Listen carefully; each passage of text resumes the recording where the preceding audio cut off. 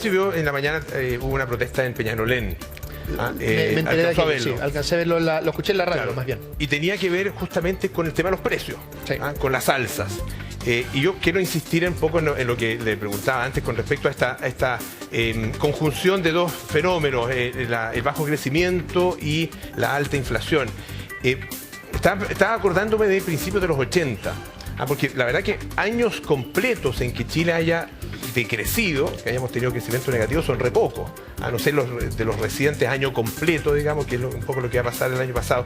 O sea, lo tuvimos hace muy poco, pero producto de la pandemia. De la pandemia. Bueno, claro, sí, claro. Tenía otra motivación. Y lo que yo me pregunto es si las medidas son efectivamente suficientes. Porque esto puede traer cosas súper complicadas. Ahí vemos las imágenes de esta protesta en la mañana. Lo escuchamos, lo leíamos hace algunos días. El tema, por ejemplo, de los arriendos, las dificultades que tienen muchas parejas jóvenes, muchos jóvenes en general, para encontrar arriendo, y profesionales, muchos de ellos, para encontrar arriendo a un precio accesible. Es muy difícil. Entonces, tenemos temas de empleo, alza de todo tipo de precios, fenómenos que pueden empezar a ser cada vez más corrientes. Sabemos el tema de vivienda que hay, el déficit de vivienda, sabemos también el tema de los allegados que ha ido creciendo, o sea... ¿Y los salarios? Ahí. Y claro, y los sueldos que efectivamente que rinden cada vez menos, porque la inflación es muy alta. Entonces, frente a la magnitud de lo que se viene, mi pregunta es, ¿las medidas que se piensa tomar son efectivamente, y usted considera que son suficientes? Bueno, lo primero, déjame partir por el tema de las viviendas, que es un tema fundamental. En Chile hay algo así como 600.000 déficit de vivienda. Durante los últimos 4 años se estaban construyendo 20.000 viviendas por año, lo que obviamente era insuficiente en ese sentido. Nuestro gobierno se ha comprometido a llegar a 260.000 viviendas durante los 4 años. Todavía nos va a faltar un tramo, pero estamos aumentando hartas veces lo que estaba haciendo la construcción de viviendas. Junto con eso estamos haciendo un conjunto de ayudas tanto para el tema de arriendos como también para la compra de viviendas. Todo esto viene, es parte de la reforma tributaria. En el caso del arriendo, lo que estamos haciendo es que las personas van a poder descontar de sus impuestos el gasto que hacen en arriendo. Entonces, si una persona gastaba, no sé, 300, 350.000 pesos, 400.000 pesos, 500.000 pesos en arriendo, puede descontar hasta 450.000 pesos de sus ingresos imponibles y eso se va a expresar en los impuestos que tenemos que pagar cada una y cada uno de nosotros en abril, cuando pagamos el impuesto a la renta. Y además... Que es poca gente. Bueno, 20%. Lo que pasa es que... Claro. Pero lo que pasa, para la gran mayoría... Bueno, lo que pasa es que las medidas... Fíjese que lo que estoy presentando son medidas que afectan en cierta medida a distintos sectores de la población, ¿no es cierto? El foco en la vivienda social afecta a las personas de ingresos más bajos, ingresos medios bajos, ¿no es cierto? El foco, lo que estoy comentando ahora, son las personas de clase media alta, ¿no es cierto? Y también, otra cosa que está haciendo el gobierno en esta materia, que es una propuesta que va a entrar prontamente al Parlamento y es parte de la agenda pro inversión que hemos lanzado en conjunto con el Ministerio de Hacienda, es que el Estado va a hacer garantía del 10% de los créditos hipotecarios que personas de clase media baja estén pidiendo, ¿no es cierto? Y eso va a permitir que en el fondo el crédito hipotecario solo tenga que preocuparse del riesgo del 90%. Eso va a disminuir el pie que le piden a las personas y también va a disminuir la tasa de interés, porque cuando uno disminuye el riesgo, haciendo una garantía respecto a una parte de ese crédito, eso hace que algunas personas que no estaban accediendo a ese crédito puedan hacerlo y además quienes estaban accediendo bajen la tasa de interés. Entonces lo primero que querría decir es que el tema de... Pero lo que pasa es que ahora juntar un pie también es ahora en este minuto una misión imposible. ¿Se han planteado en algún momento como equipo, yo sé que esto es un fierro caliente, pero se han planteado como equipo fijar algún precio en el marco de esta coyuntura? ¿De qué? De productos, de comida, de alimentos. No es a ver, lo que pasa es que yo sé que esa es una tentación que uno podría tener en esta materia, pero entrar al camino de la fijación de precios es un camino que no es que no se haya hecho nunca en el mundo, se ha hecho en distintos contextos, pero la evidencia no lo respalda. No genera una serie de otros problemas que terminan siendo más grandes que los beneficios. Entonces nosotros creemos que es mejor hacer este conjunto de medidas que estamos empujando, ayudando en este caso en la vivienda, que es un tema crucial, al mismo tiempo de ayudar a las familias directamente a través de otros mecanismos y no generando algunas políticas que pueden generar un problema más sistémico en la economía. Ahora, se lo preguntaba porque las personas en la calle a veces se preguntan qué hacen con estos precios que suben y por qué no los fijan. Entonces, bueno, que usted explique lo peligroso también que podría hacer un... Lo importante que nosotros tenemos que hacer, y créanme que lo estamos haciendo, es que las distintas instituciones del Estado, las que somos del gobierno central y también el Banco Central, actuemos de forma responsable y digamos en la misma dirección para afrontar este tema de la inflación, donde, insisto, Chile va a recuperar la senda de control de la inflación. Se han conjugado muchos factores, ¿no es cierto? Lo que pasó es que durante el año 2021 hubo un exceso de liquidez de 30 puntos del PIB, entre retiros e IFE generalizado, y eso se conjugó con un aumento muy fuerte de precios a nivel internacional que era difícil de predecir el 2021, para darle el beneficio de la duda a quienes estaban conduciendo la política económica en ese minuto. Y entonces la conjunción de esas cosas ha sido compleja, pero yo quiero, hay una Ministro, uno entiende que esto está pasando en todo el mundo, sí. Uno ve Latinoamérica y es un problema generalizado. El tema es cómo avanzamos, cómo damos ciertas certezas, porque yo entiendo lo que usted ha dicho. Tenemos varios programas, hemos metido plata en varias cosas, y acá en el programa la hemos dado cuenta, y con ustedes mismos lo hemos explicado. Pero sigue siendo insuficiente y probablemente va a seguir siendo insuficiente. Ese es el tema. Pero hay que dar una suerte de esperanza en esto. No, la esperanza está en que, primero, somos un gobierno que, aun cuando, como le pasa a todos los gobiernos, heredamos un presupuesto y heredamos una situación económica también, hemos hecho todos nuestros esfuerzos por apoyar con todo lo que tengamos y siendo creativas también respecto a los distintos instrumentos a las familias y sin generar un problema general en la economía. Lo segundo, y esto creo que es súper importante que las familias lo entiendan, Chile tiene grandes desafíos sociales, en temas de vivienda, en temas de salud, en temas de pensiones. Queremos no pasar de esos 190.000 pesos, que ha sido un importante avance, a 250.000 pesos. Mucha plata. Queremos hacer un esfuerzo mayor en listas de espera, que lo estamos haciendo en este presupuesto, pero lo queremos hacer aún mayor. Y eso necesita una reforma tributaria. Los países que han logrado dar más tranquilidad a sus familias, porque eso es lo que nosotros buscamos que las personas que nos están escuchando en sus casas tengan tranquilidad, ¿cierto? No solo en seguridad pública y en seguridad ciudadana, que este aumento presupuestario es muy importante en seguridad ciudadana, sino también en su seguridad económica. Queremos esa tranquilidad, y los países que han asegurado esa tranquilidad a su población, que han logrado los mejores estándares, han hecho dos cosas. Recaudan más. Dos cosas. Tienen más impuestos, que normalmente vienen de las personas de más alto ingreso, y además se preocupan de su productividad y de su crecimiento. Crecen. El Ministerio de Economía... ¿No va a afectar el crecimiento esa reforma? Si uno ve la reforma en detalle, se da cuenta que hay una serie de mecanismos que tiene la reforma que buscan aumentar la innovación. Por ejemplo, el impuesto de primera categoría, es decir, el impuesto a la utilidad de las empresas, baja de 27 a 25 si tú esos 2 puntos porcentuales los gastas en innovación. Hay una serie de cosas que estamos haciendo más también en la reforma, que son indicaciones que incluyó el ministro Marcel para apurar la inversión, para quienes están listos y están eventualmente esperando mejores condiciones, tengan incentivos para hacer esa inversión ahora. Entonces, lo que quiero terminar es que tenemos una persona que quiere hablar justamente pero lo último. Y se nos va a ir. Sí, lo último. Lo que quiero decir es que para hacer esto... ¿Entiendo bien, Franco? Sí, lo que uno no puede hacer acá es que gastar sistemáticamente más de lo que uno tiene. Entonces, para responder a las necesidades que tenemos como país, necesitamos crecer más, que esa es nuestra tarea como Ministerio de Economía, y estamos trabajando en ello, y necesitamos más recursos y más recaudación. Estamos de acuerdo, es que el tema tributario va a ser una discusión técnica y política en el Congreso. Hay algunos parlamentarios de oposición que ya están diciendo que así como está no nos gusta. Es un tema que da para más largo. Está bueno que usted lo explique por qué lo necesitamos, pero la discusión va a ser larga. Ahora, hay una persona con Rodrigo Pérez que quiere decirnos algo a propósito de lo que estamos conversando.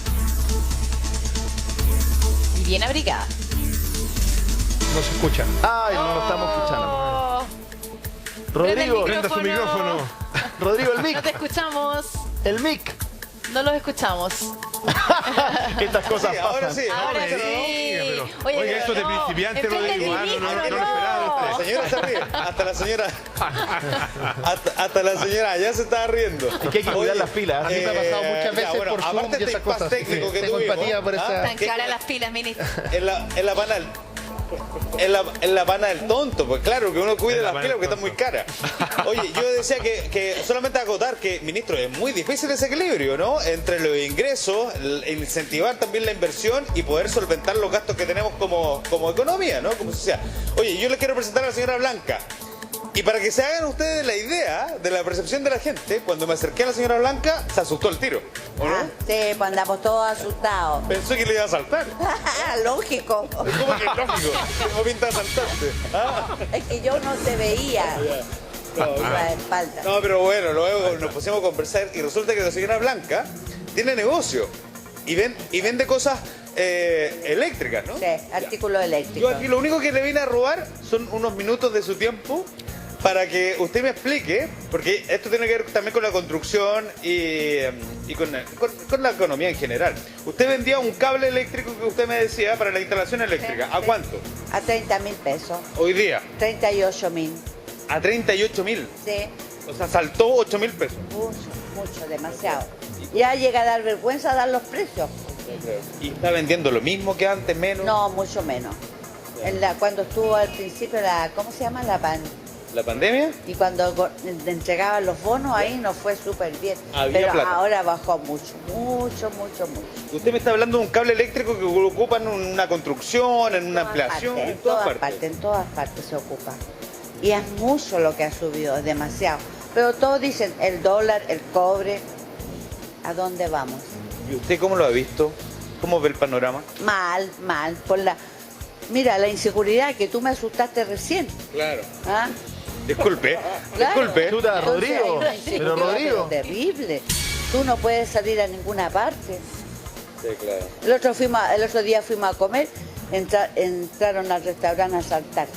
¿Al restaurante donde usted estaba? Sí. Que eso sí. también le afecta. ¿Y asaltaron a uno de los clientes? A todos los Afecta a la clientes. economía. Están súper ¿Y eso afectados. cuándo fue? ¿Dónde?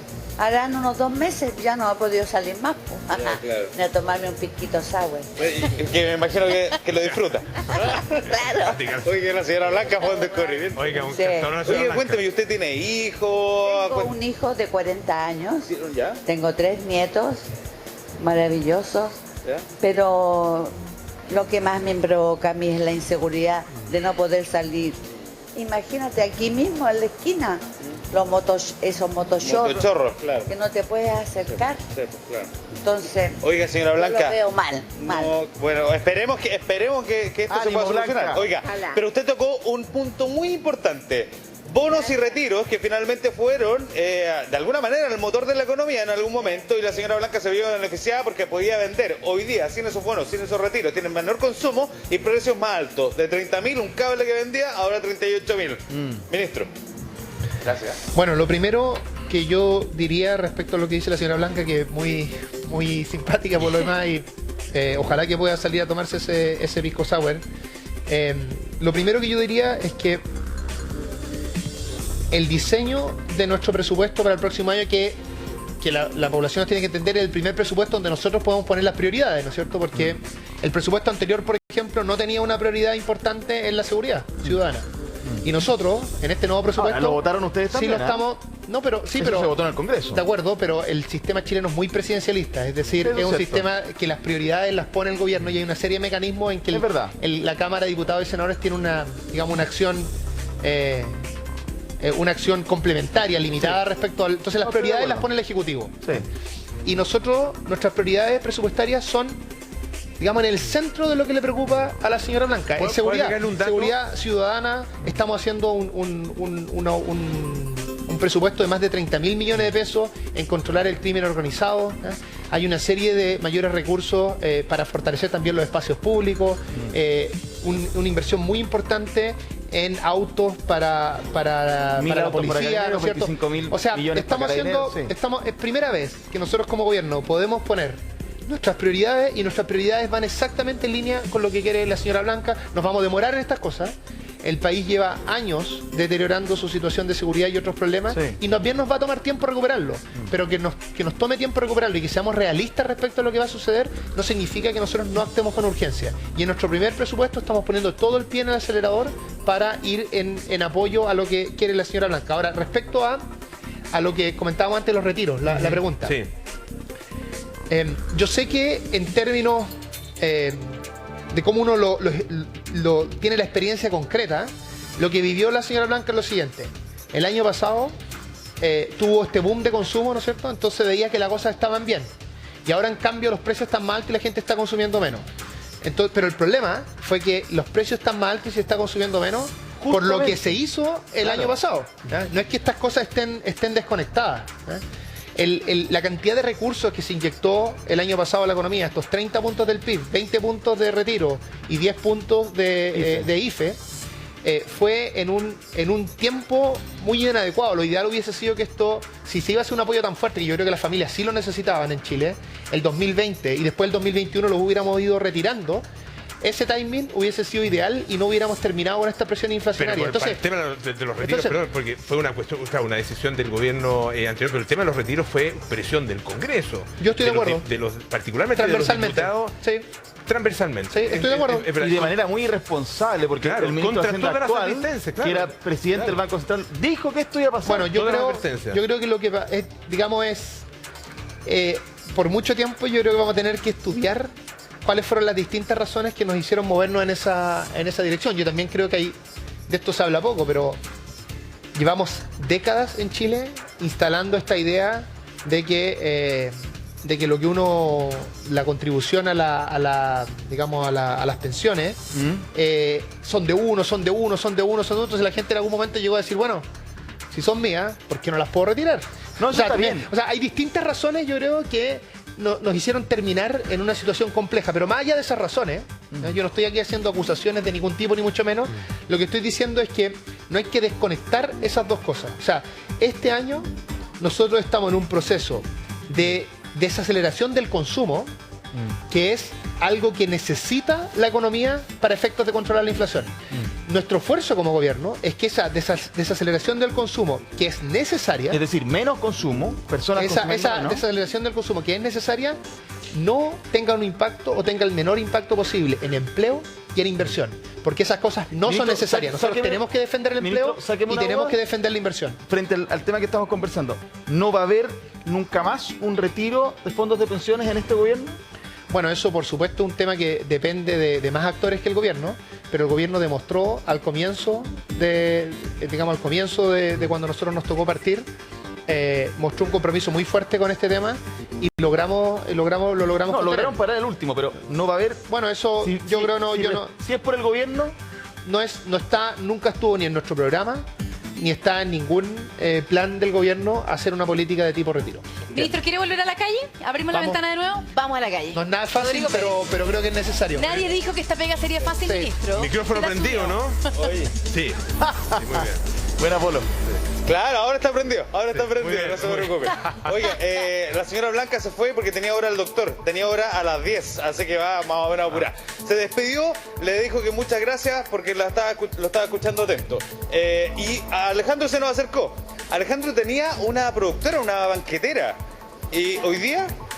Y hoy día me dedico a la construcción, soy contratista y saqué las herramientas porque la verdad se complicó mucho el tema gastronómico. ¿Qué pasó con tu banquetera?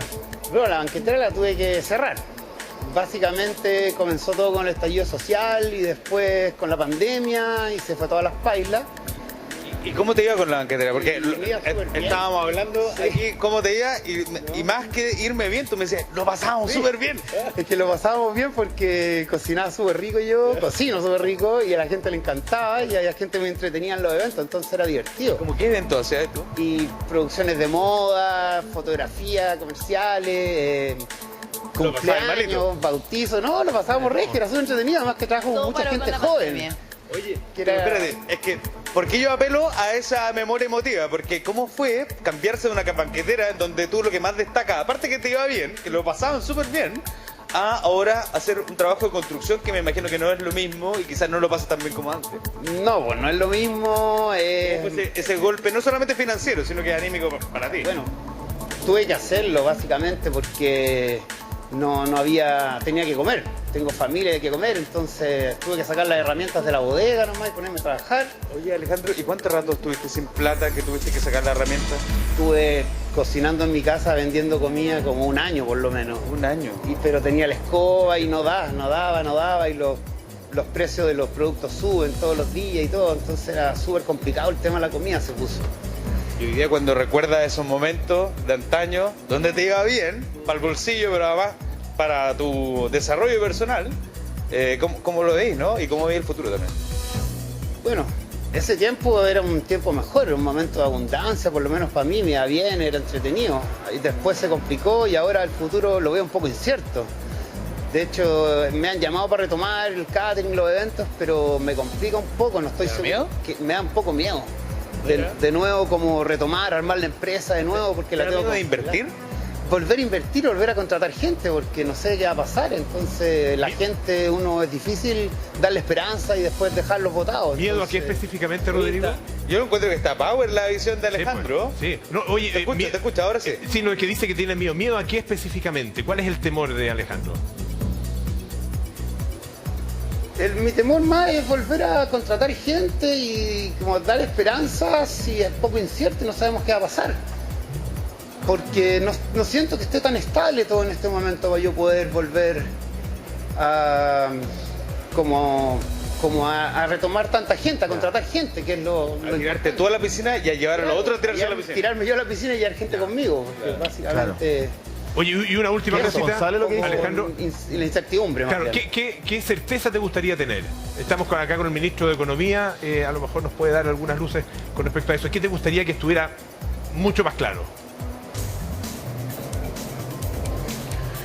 Bueno, es difícil poder pedir algo más claro cuando todo está tan incierto, pero básicamente que siga la estabilidad y que pare el desorden que necesitamos todos para poder retomar todas nuestras actividades con energía.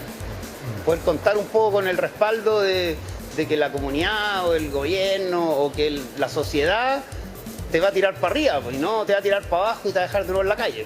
Una cosa así, es lo que más me preocupa a mí. Perfecto. Ministro, a ver qué le puede decir. Sí, perdón, a lo mejor estoy sobreinterpretando lo que dice Alejandro, pero lo he visto en varias personas que se vieron muy afectadas, primero por el estallido, después por la pandemia, y hay una especie de trauma. De volver a emprender, volver a arriesgarlo todo de nuevo y pensando que, bueno, una vez más se podría perder. Bueno, lo primero que yo diría es que yo valoro mucho la actitud de Alejandro porque no la ha pasado tan bien, ¿no es cierto?, por lo que describe, pero tiene como, no sé, mucho realismo en el fondo tiene. Yo creo que la gente en Chile es muy sabia, la gente, ¿no es cierto? El sentido común entiende que va a ser una situación difícil salir de estos 3 años que hemos tenido de combinación de distintos fenómenos, pero que vamos a salir adelante y lo que pide es totalmente razonable, ¿no es cierto? Claro, yo diría 3 cosas respecto a esto. Primero, es que justo el sector de Alejandro es uno de los sectores que se ha visto más afectado en la economía. Así es.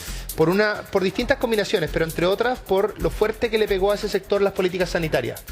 Y ese es un tema que trabajamos en conjunto con el Ministerio de Salud y poco a poco lo fuimos relajando durante este año y en la actualidad hay mejores condiciones para que se pueda desarrollar este sector. Aquí quiero resaltar, por ejemplo, el rol de Pilar Villacura, que ha sido la dirigente. Yo trabajo todo el tiempo con las organizaciones de empresas de menor tamaño y ella es la que dirige el mundo de los eventos y en todas las reuniones nos insistía con este tema y lo fuimos trabajando en conjunto. O sea, nos decían, mira, nosotros no necesitamos tanto subsidio, necesitamos tener mejores condiciones para trabajar. Poder trabajar, claro. Y eso nos hemos ido moviendo en esa dirección, tomó harto tiempo y eso, bueno, finalmente lo que hicimos nosotros como gobierno fue ir relajando esas políticas sanitarias al mismo tiempo que les dábamos subsidios para poder sortear esos momentos. Lo segundo es que yo creo que la clave acá, y algo de lo cual se habla poco, es que cuando Alejandro dice, mira, la incertidumbre es que yo tengo no me dan la posibilidad de tomar riesgo, de volver a lo que me gustaría hacer, en fin. Yo creo que hay que entender eso porque si uno entiende eso en su profundidad, se da cuenta que cuando uno quiere tener una sociedad que dé más seguridad a los ciudadanos de forma transversal, más seguridad ciudadana, pero también más seguridad, por ejemplo, que si te enfermas vas a tener una salud sin importar cuántos recursos tienes en ese minuto, ¿eh? Va a tener una atención de salud adecuada. Las sociedades que dan esa seguridad a su ciudadana y a sus ciudadanos le dan más libertad, les permiten emprender más, les permiten arriesgar más. Cuando alguien sale de la universidad, por ejemplo, con una tremenda deuda, esa persona lo único que quiere es un trabajo seguro y no arriesgar nada, no va a emprender nada, no va a arriesgar ningún negocio, ¿eh? Entonces, una sociedad que asegura derechos sociales, que da seguridad, que justamente lo que nosotros queremos hacer con nuestra reforma tributaria, es una sociedad que da más libertad y permite que las personas... Hace 3 años y seguimos hablando lo mismo. Nos vamos, y nadie siente ninguna de esas cosas que debiéramos estar sintiendo. Bueno, lo que pasa es que estoy de acuerdo, es un tema que, insisto, nos va a tomar tiempo, ha sido difícil en todo el mundo, pero creo que tenemos que sacar algo positivo y aprender de esta experiencia. Y lo que yo creo que se tiene que aprender de esta experiencia es que cuando uno tiene una sociedad donde cada uno de los problemas los tienen que enfrentar las personas de forma aislada, esa es una sociedad que no está bien preparada para los desafíos que tenemos. Bueno, pero el mismo diagnóstico, pero el diagnóstico está detrás de nuestro programa, ¿no es cierto? Y nosotros todos los días estamos trabajando en esa dirección. Y no solo esperando la reforma tributaria, lo hicimos, por ejemplo, con el copago cero. El copago cero en FONASA hizo que las personas de ingreso más alto dentro de FONASA, ahora si tienen una enfermedad, o sobre todo una cirugía, por ejemplo, un procedimiento. Yo conozco una persona, que no voy a decir su nombre, que es una persona que tenía un buen trabajo, en fin, esa persona tuvo que operar a su hija, y esa persona tuvo una deuda como de 3 millones de pesos, y tuvo 5 veranos. Eso es lo que soluciona nuestra medida de copago cero. En la medida en que, perdón, ministro, en la medida en que esa persona pueda ser atendida en el sistema público. De acuerdo, y por eso una de las prioridades de nuestro gobierno es justamente poner más recursos en el sistema de salud, y además tenemos comprometido más adelante una reforma. Pero lo que quiero decir con esto es que nosotros somos un gobierno que entiende que abordar este tipo de problemas nos va a tomar tiempo y requiere reformas importantes, pero que los cambios requieran reformas importantes no significa que no podemos hacer mejoras hoy día con las condiciones que tenemos en la actualidad. Clave las señales. No quiero polemizar, pero sí recordar, para que entremos en el detalle, encontrones que tuvo usted, la verdad, con las pymes en su minuto, a propósito de explicar la inflación, cuando el debate se enredó, si nos convenía, y el ministro Marcel terminó diciendo que la inflación no era buena para nadie. Y además, frente a lo mismo, u otra declaración suya, se le criticó por... Bueno, ahí está la declaración, ¿no? A las pymes, a diferencia de las personas, la inflación les trae costo-beneficio. Pero no queremos entrar en polémica, sino simplemente en temas señales, lo que cuesta gobernar. Y por lo mismo, después usted dijo, a propósito de la reforma tributaria y la discusión de cómo tener más recursos, que la llamada fuga de capitales, a ustedes no les da susto. Yo creo que entremos en esa materia, porque usted ha mencionado harto la reforma tributaria y tenemos que por lo menos entender en qué posición política está esa situación, porque nos importa a todos. Pero vamos a una pequeña pausa, ministro, y lo explicamos.